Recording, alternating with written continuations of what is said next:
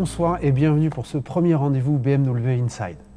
En attendant vos propositions des thèmes à aborder sur le sondage Instagram, vous le savez, vous pouvez voter, je souhaitais revenir sur une élection qui nous a fait beaucoup de bien. En effet, Série de Grand Coupé a été élue par un jury indépendant plus belle voiture de l'année. Alors ce qui est intéressant, au-delà du titre, c'est peut-être de tenter d'analyser les raisons qui ont poussé les votes vers cette Série 2 Grand Coupé. La force de ce design novateur est d'être finalement inspiré par des codes historiques de la marque. C'est pourquoi je vous propose un voyage dans le temps. Le renouveau du design BMW nous amène à la fin des années 60. La marque propose alors un coupé qui va faire date dans l'histoire du design, à tel point qu'il sera surnommé en interne le joyau. Je parle bien sûr de la 2800 CS, E9 pour les connaisseurs, qui dans sa version la plus puissante et la plus légère porte le nom emblématique de 3 litres CSL. Nous retrouvons sur cette série de grands coupés tout l'héritage de cette icône. Je vous propose d'aller voir ça directement sur la voiture. Alors là voici cette série de grands coupés. On a un petit peu de chance, nous sommes sur un modèle M235i. On va retrouver les éléments de design dont on parlait sur les coupés historiques de la marque. Nez de requin, la double calandre unie, clairement assumée dans les 70s, trouve un écho en 2020 sur série 2 Grand Coupé. Elle arbore le nez typique des BMW.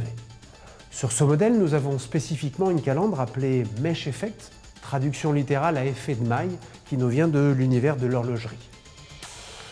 Bien évidemment, l'expression d'une BMW passe aussi par son regard, historiquement rond et à 4 phares, pour les modèles les plus sportifs. On retrouve ici une réinterprétation avec beaucoup de brio du regard BMW et sa signature unique Iconic Light. Toujours en lien avec la dynamique des BMW, la silhouette de série de grands coupés profite des proportions classiques de la marque. Un porte-à-faux avant court, une distance de prestige importante et bien sûr des lignes de caractère qui vont muscler le latéral.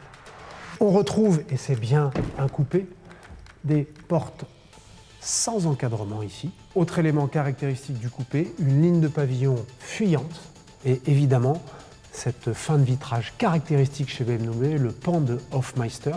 Vous le savez, plus le pan de Hofmeister est fermé, puis effectivement on sera sur un modèle sportif. Alors il faut savoir que M.